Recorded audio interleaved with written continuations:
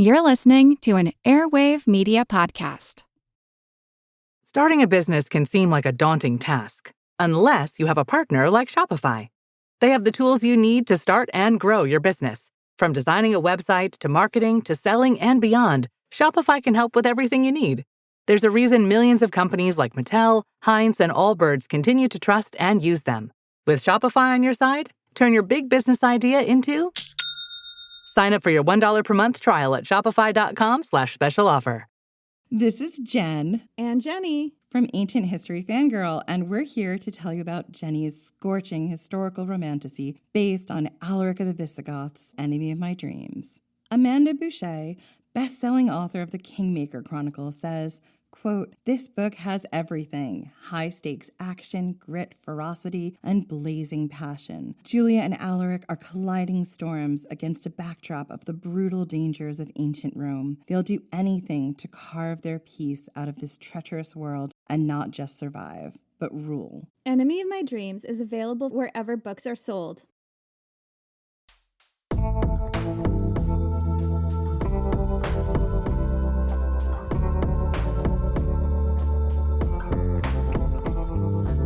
Welcome to Historical Blindness.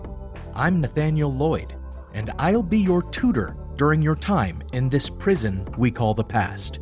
I may not be the most brilliant of teachers, and I may cause you to turn against tradition, but I swear I have your best interests in mind.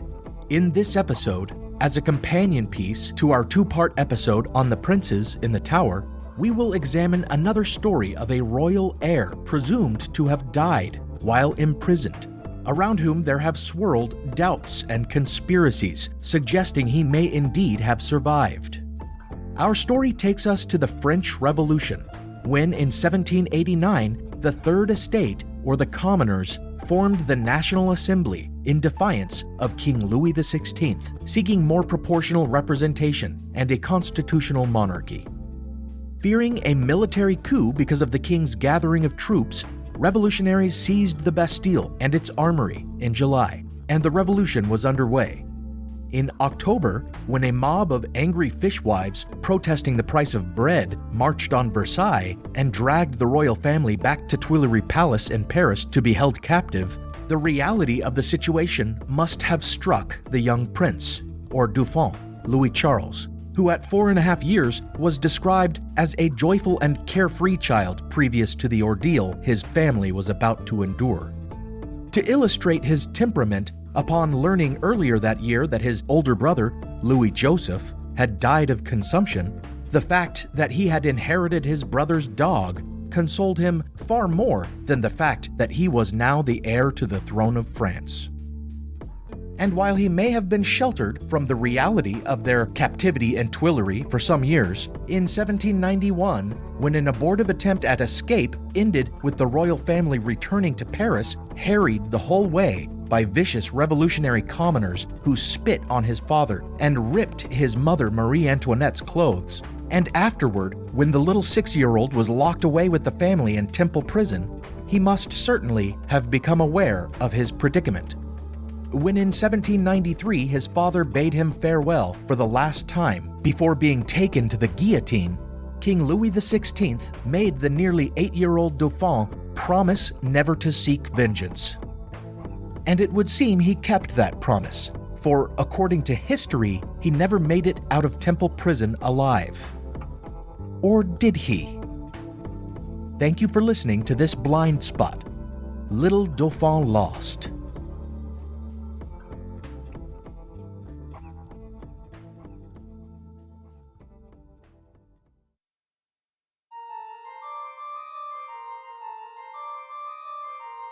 In the summer of that same year, after his father's death and Marie Antoinette telling Louis Charles that he was now the rightful king of France, Louis XVII, the boy was taken from his mother's bosom and made to live with a new tutor, Antoine Simon, an illiterate cobbler who, rather than edifying the Dauphin, proceeded to teach him to curse and sing revolutionary songs.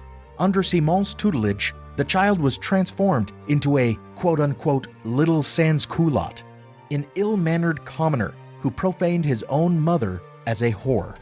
It went further than this, however, as those in charge of the royal prisoners were determined to debase them entirely.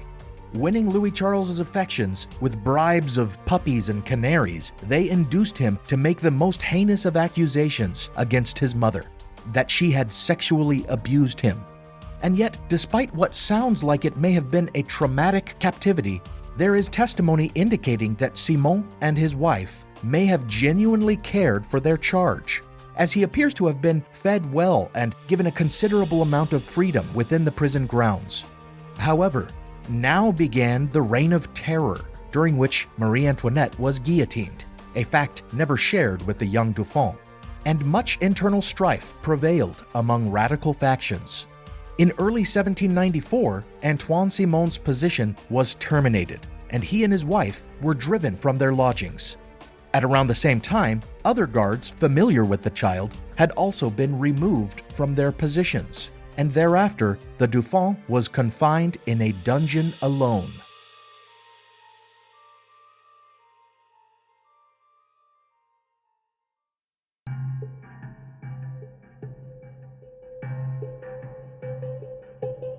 It is noteworthy that the Dauphin's sister, Marie-Therese, reported hearing noises on the day of Simon's departure and believed it was the sound of her brother being removed and another prisoner being put into his cell.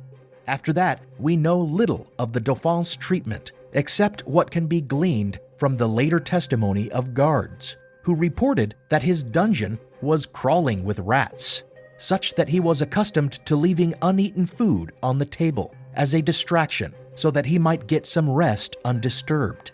Apparently, the boy seemed very inactive, and despite the shouting of guards from outside his cell, calling him a child of vipers and demanding he get up, he mostly lay in bed. After Robespierre met his end and his terror subsided, a member of the National Convention investigated rumors that the Dauphin had been rescued and found the child in his cell, wasting away in his own filth, covered in vermin, lying on a cradle rather than on the bed, because, as the boy claimed, this relieved his pain somewhat, for his knees were terribly swollen, and he proved unable to stand. Efforts were made to clean the child and treat his illness, presumed to be late-stage consumption, or as it might be understood now, tuberculosis resulting in severe arthritis.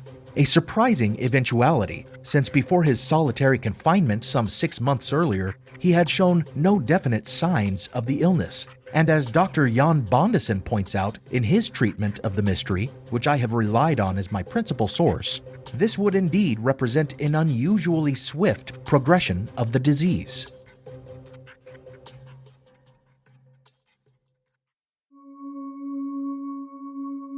As the prisoner's illness continued to worsen, his guards maintained unusual precautions when anyone called on the child, insisting they not speak to him.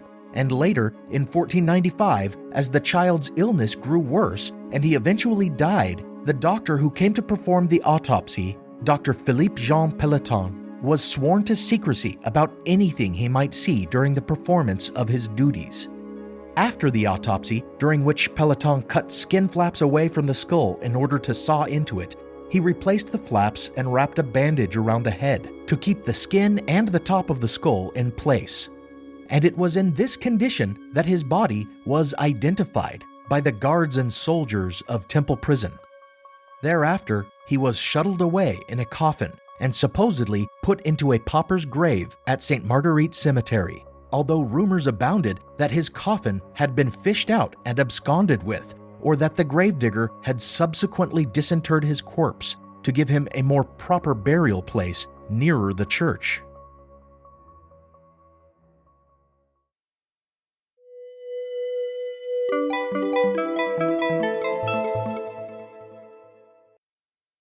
You don't have to be from Philadelphia to love the Twisted Philly podcast. There's more mischief, mayhem, and nefarious goings-on in the city of brotherly love than Billy Penn could have ever imagined. We've got it all here on the Twisted Philly podcast. Hi, I'm Dina Marie, the host of Twisted Philly. Join me every week for some of my favorite stories from the city of brotherly love and sisterly affection. We'll talk about true crime, haunted history, legends and local lore, plus some of my most favorite places to visit all around Philadelphia and Pennsylvania. You can follow me on social media, on Facebook at The Twisted Philly Podcast, and on Twitter at Twisted_Philly. And you can find my show on all major podcast apps. Plus, if you're a Patreon supporter, you get access to exclusive content twice a month that isn't available to other listeners. Join me every week in Twisted Philly.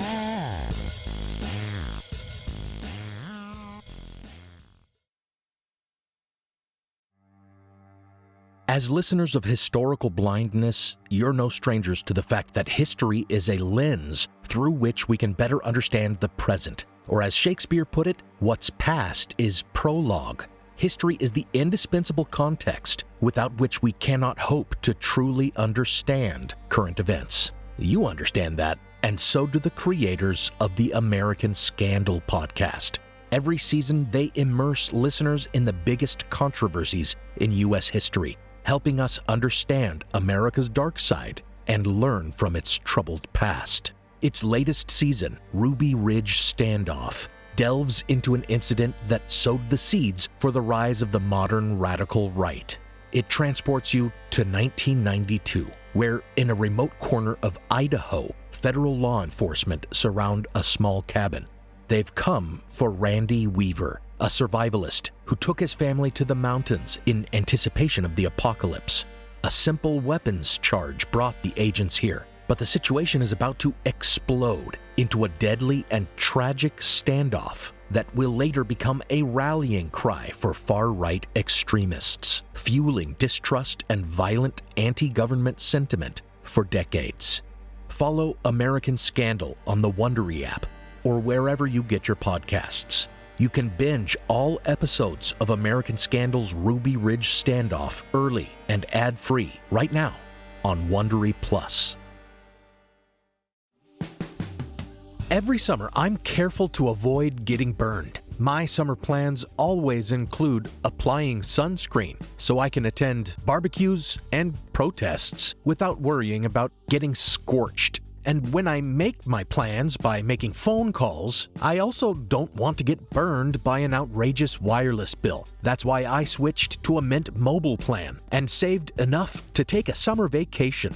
With Mint, I found no difference in speed or coverage, just a big difference in cost. And right now, you can switch to a Mint wireless plan like me to avoid sweating those surprise charges and overages. You'll just be chillin' with Mint's offer of 3 months premium service on the nation's largest 5G network for just $15 a month. With high-speed data and unlimited talk and text, it might just be the coolest thing happening this summer.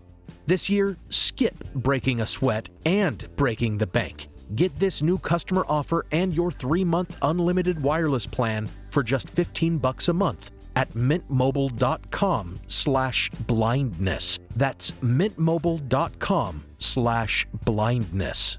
Upfront payment of $45 required, equivalent to $15 a month. Limited time new customer offer for first 3 months only. Speeds may slow above 35 gigabytes on unlimited plan. Taxes and fees extra. See Mint Mobile for details.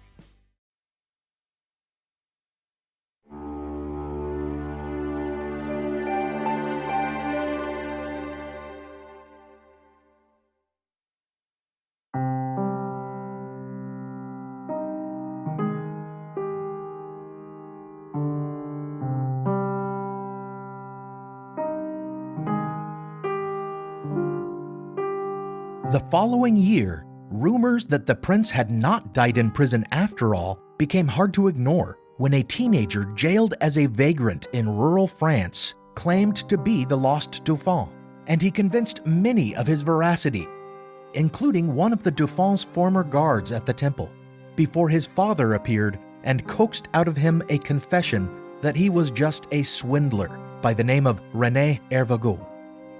Thereafter, in 1801, author Jean-Joseph Renou Warren wrote a novel detailing the Dauphin's escape from the temple, and it would go on to inspire many a false Dauphin, just as it appears to have inspired Hervagault to renew his own claims, which now included the tale that he had sought help from Pope Pius VI and that the pontiff had acclaimed him the King of France and branded his leg so as to better identify him, a mark Hervagault could easily show to prove his claims. Odd that the Pope would take such a precaution when there had been no others claiming to be the Dauphin at the time. But this detail would be taken up in the future by many another impostor claiming to be Louis XVII.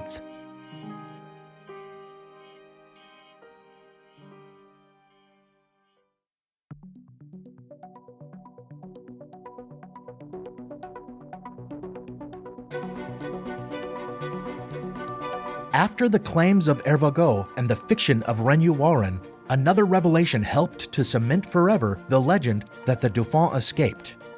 In 1811, the wife of the prison tutor Antoine Simon began telling the nuns in the hospital where she had been admitted that she and her husband had helped the Dauphin escape in a linen basket after smuggling another child into the prison inside a papier-mâché horse to take the prince's place.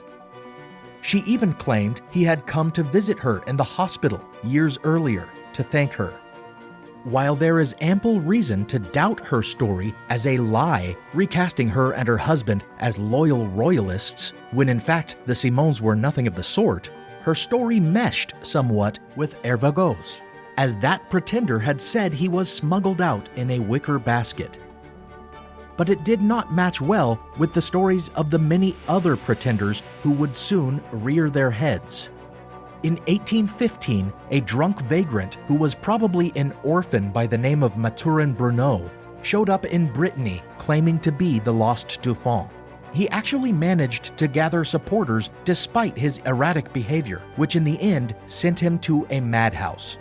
In 1828, a more refined pretender appeared, although he still seemed to have a background as a petty criminal.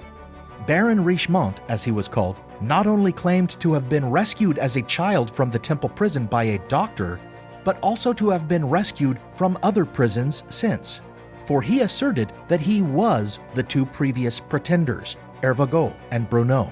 And after facing further imprisonment for his swindlery, he appears to have escaped again in 1835 to live out the remainder of his life, insisting he was Louis XVII.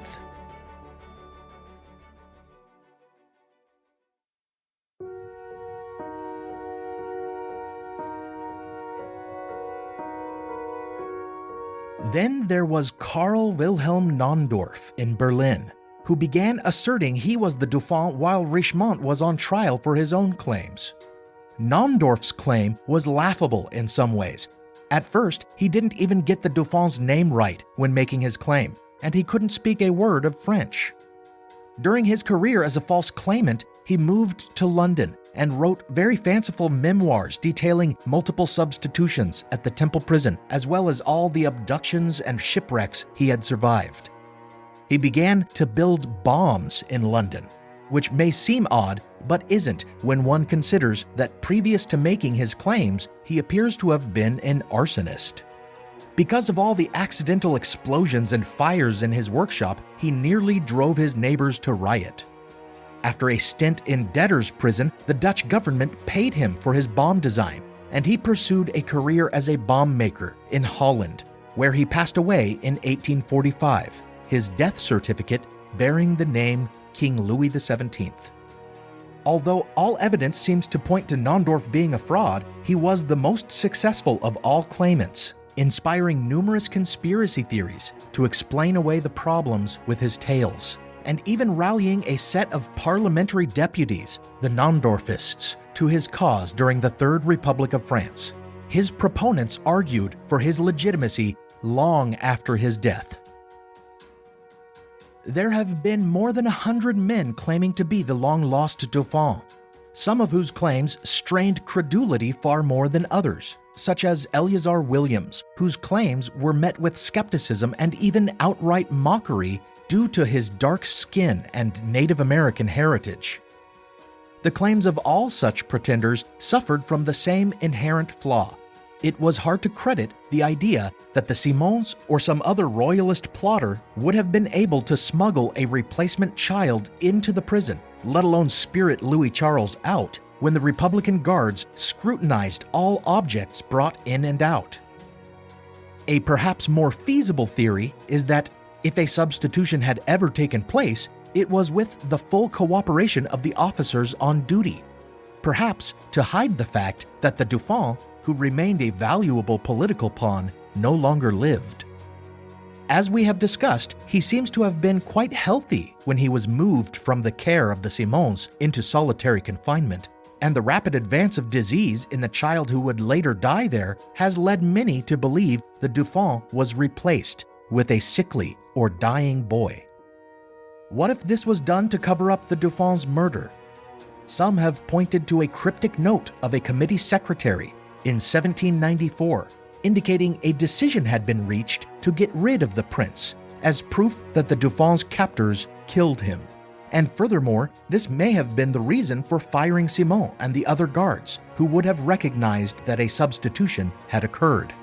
Or perhaps the guards and even Simon, in an act of extremist republicanism, had slain the young royal and had been discharged for their insubordination. Either way, it would have been wise to pretend they still had the prince in custody.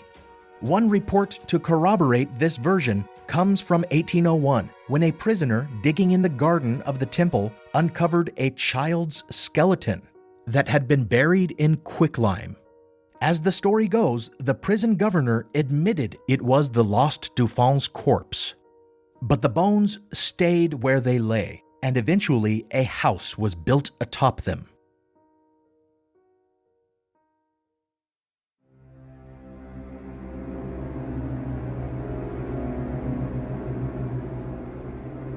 All of these fanciful accounts rely on the idea that sometime just before or after his seclusion in the dungeon, the Dauphin was swapped out for some other child, and it was this replacement boy who died in June of 1795. But there is now substantive evidence that that child was indeed the Dauphin, for it seems the doctor, Peloton, upon performing his autopsy, secreted away the child's heart and preserved it in alcohol. Years later, after the heart had been stolen from him and he eventually regained it, he gave the heart to the Archbishop of Paris, who promised to return it to the lost Dauphin's remaining family. During a riot in 1830, the Archbishop's home was ransacked, but luckily the heart was found discarded among the remaining debris. Thereafter, it passed through various hands before finally ending up in an Austrian shrine to the Bourbon dynasty. In 1998, the heart underwent DNA testing, comparing to hair samples from Marie Antoinette, as well as blood samples from descendants of the family.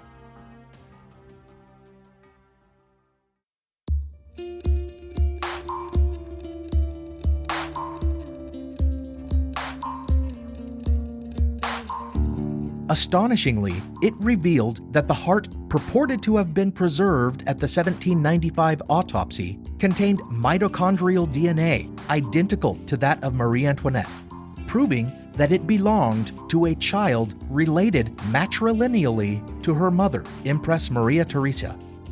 So this would seem the final nail in the coffin of this mystery. But as we always see, there arises reason to doubt almost any seemingly incontrovertible proof.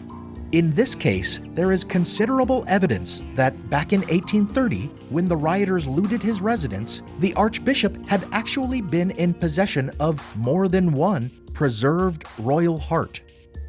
You see, the hearts of royals were sometimes removed during embalming and kept as relics.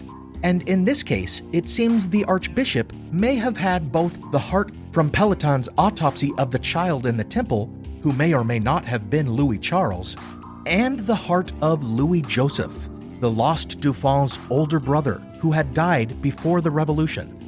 The possibility then remains that the heart tested for DNA was that of Louis Joseph, another son of Marie Antoinette, mistaken among the wreckage of the Archbishop's house for the heart Peloton had collected. And as long as that is a possibility, it would seem that science, rather than solving this case, has only created a further mystery.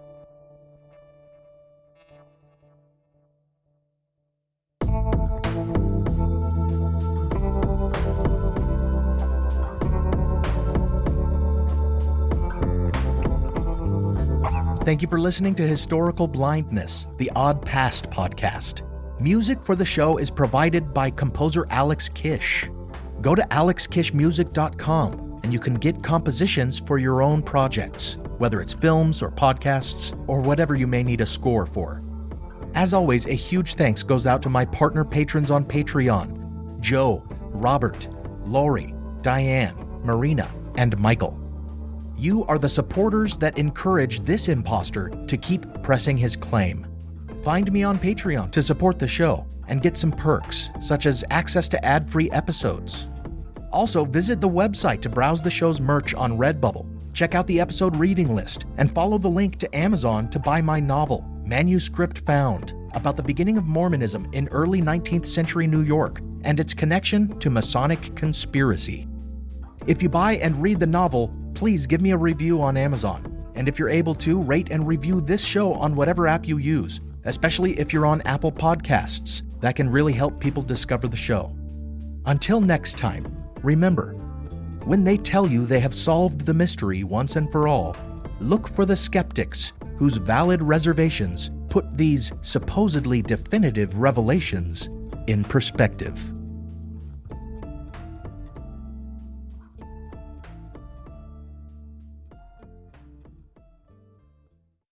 What does Sputnik have to do with student loans? How did a set of trembling hands end the Soviet Union?